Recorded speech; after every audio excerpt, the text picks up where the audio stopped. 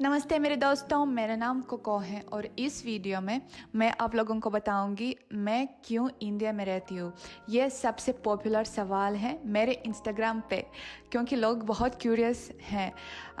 उनको पता है कि मेरी फैमिली इंडिया में नहीं है, मेरा काम भी इंडिया में नहीं है, तो मैं इंडिया में क्यों रहती हूँ, क्यों आई और मुझे हिंदी कैसे आती है। ये बहुत लोग पूछते हैं, मैंने कभी नहीं बताया इंस्टाग्राम पे।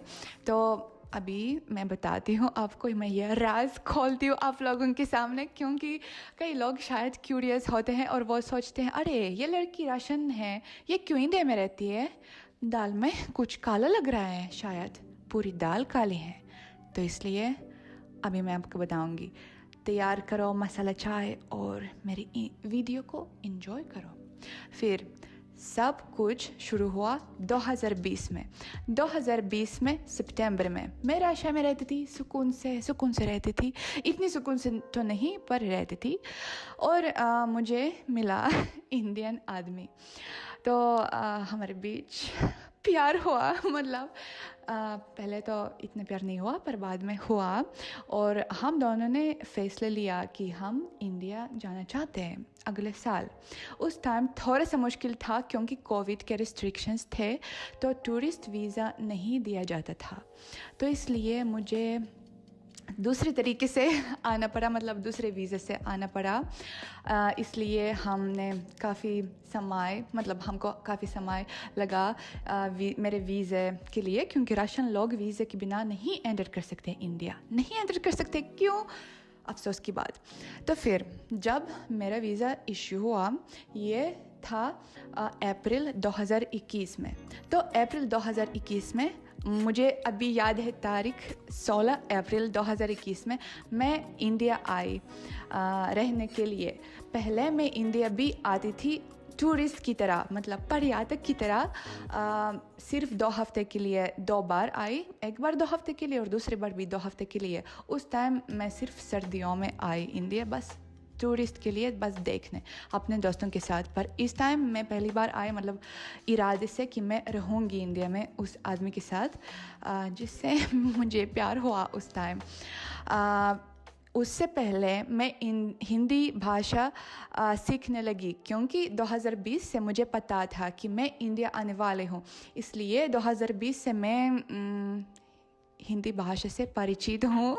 तो इसलिए मुझे काफ़ी अच्छी हिंदी आती है। पहले मुझे बहुत बुरी हिंदी आती थी, मैं धीरे धीरे बोल पाती थी, लेकिन इंडिया में आके और लोगों से बात करके मुझे काफ़ी, मतलब प्रोग्रेस हुआ।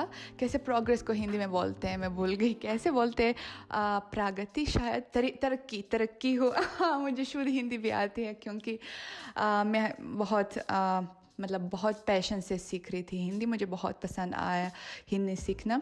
तो ज़रूर मेरी कभी कभी गलती होती है जब मैं बोलती हूँ, मेरा एक्सेंट भी है मुझे पता है, पर फिर भी मुझे अच्छी हिंदी आती है, मैं सब कुछ समझती हूँ। अभी तो शायद 90%, 90% समझ सकती हूँ जो भी लोग मुझे बोलते हैं हिंदी में, और जवाब भी सही से दे सकती हूँ।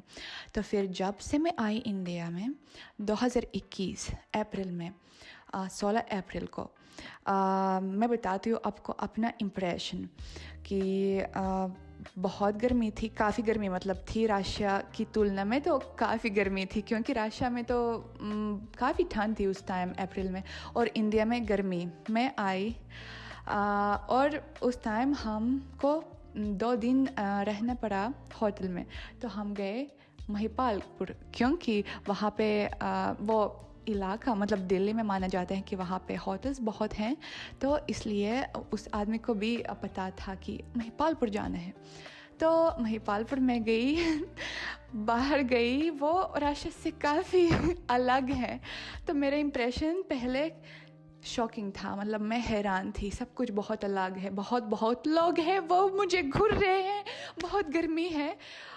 फिर उस आदमी ने जिनके साथ मैं आई, उन्होंने बोला मुझे पता है एक अच्छी जगह जहाँ पे मैं दिल्ली में मैं तुमको लेना चाहता हूँ, ये न्यू दिल्ली ट्रेन स्टेशन के पास। मैं उन्हें बोला ओके चलो। फिर मैं वहाँ पे आई, ये कोई बाज़ार टाइप का था, मुझे अभी पता नहीं क्या था, ये कुछ बाज़ार। वहाँ पे लोग और ज़्यादा घूर रहे थे, और ज़्यादा गर्मी थी, और ज़्यादा उथल पुथल था। फिर हम दोनों होटल में आए। मुझे जैसे अभी याद है, हम दोनों बेड पे लेट गए और रोने लगे, क्योंकि सब कुछ बहुत अलग था मेरे लिए। ये कल्चरल शॉक था, क्योंकि राशिया में एक तो इतने लोग नहीं होते हैं, दूसरी बात कि इतनी उथल पुथल ट्रैफिक जैम नहीं होते हैं, इतना मतलब रश, इतना नॉइज़ नहीं होते हैं। और तीसरी बात ऑफ कोर्स कि वहाँ पे लोग इतने नहीं घूरते, ऑफ कोर्स, क्योंकि फॉरेनर्स तो यहाँ पे घूरते, मतलब ये लोगों की गलती नहीं है, बस इसलिए क्योंकि मैं थोड़ा सा अलग दिखती हूँ। तो फिर मेरे लिए कल्चरल शॉक था। ऑफ कोर्स मैं घर जाना चाहती थी बहुत जल्दी, लेकिन धीरे धीरे मैं रहने लगी।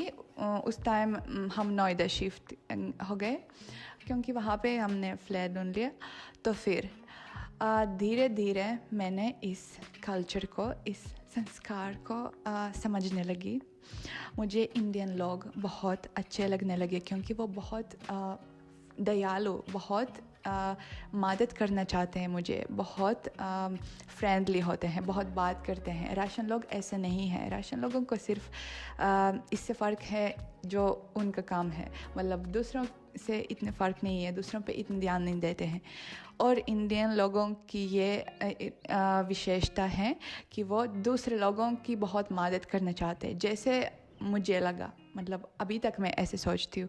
तो मुझे ये सब कुछ छोटी छोटी चीज़ें अच्छी लगने लगी, तो मैं इस कल्चर को समझने लगी और मुझे अच्छा लगने लगा इंडिया में रहना। और ये शायद आप भी सवाल पूछना चाहते हैं कि कैसे मेरे पेरेंट्स ने मुझे जाने दिया दूसरे देश और आदमी के साथ, मतलब क्यों। मैं आपको बताती हूँ कि मैं राशियन हूँ। तो राशिया में मैं 17 साल से, जब से मैं 17 साल की हुई, साढ़े 17 साल मैं अलग रहने लगी अपने पेरेंट्स से, दूसरे शहर। पहले कॉलेज में हॉस्टल में रहती थी, उसके बाद जब से मैं कमाने लगी तो अकेले मतलब रहती थी, अकेले फ्लैट में, मतलब दूसरे शहर में। तो पेरेंट्स इतना नहीं कंट्रोल करते हैं राशिया में बच्चों को, जो भी मर्ज़ी करो, जिसके साथ रहने रहो, मतलब जैसे इंडियन पेरेंट्स ऐसे नहीं है, थोड़ा सा अलग कल्चर है। इसलिए मुझे उन्होंने आने दिया। ऑफ कोर्स परेशान थे, लेकिन ऐसे कुछ नहीं कर सकते थे कुछ नहीं कर सकते थे। हाँ, फिर मैं रहने लगी उस आदमी के साथ। इतनी खुश मैं नहीं थी, क्योंकि हमारा रिश्ता सही नहीं चल रहा था।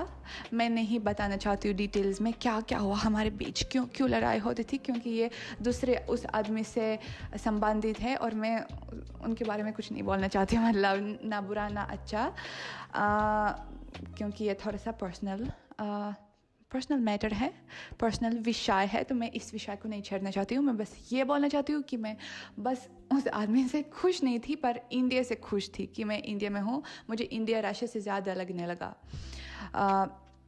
सबसे महत्वपूर्ण बात कि लोगों की वजह से, दूसरी बात कि खाने की वजह से, तीसरी बात कि सब कुछ सस्ता है, चौथी बात है कि मौसम अच्छा है। सिर्फ मई और जून में बहुत गर्मी है, हाँ ये बहुत झेलना बहुत मुश्किल है, लेकिन बाकी अच्छा है दिल्ली में। हाँ, फिर क्या हुआ, फिर मेरी एक बहुत बड़ी समस्या हो गई। मैंने अपने वीज़ा को ओवरस्टे किया, मतलब मेरा वीज़ा था 1 साल का। फिर मेरा वीज़ा अप्रैल 2021 से था, तो अप्रैल 2022 तक था, लेकिन मैंने ओवरस्टे किया।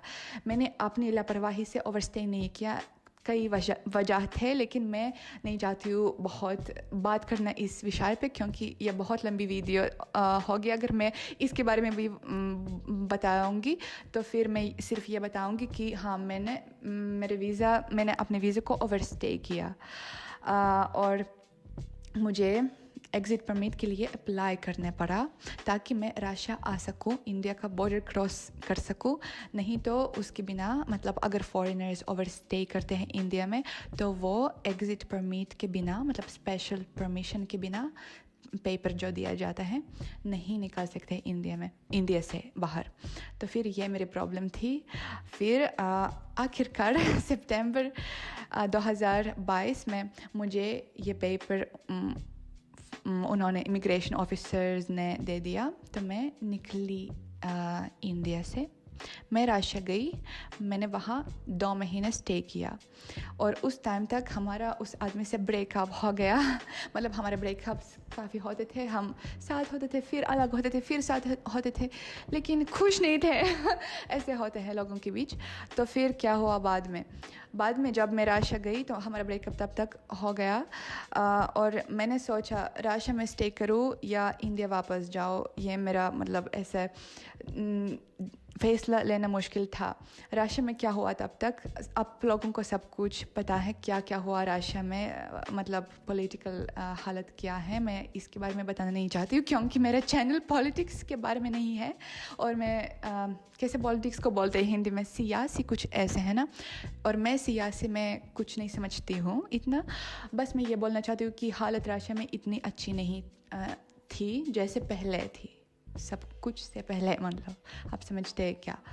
तो फिर मतलब कीमत बढ़ गए, सब कुछ महंगा हो गया, एक बात यह है। दूसरी बात कि आज़ादी, पॉलिटिकल आज़ादी बिल्कुल नहीं है, लोग डरते हैं, मतलब कई समस्याएं हुई।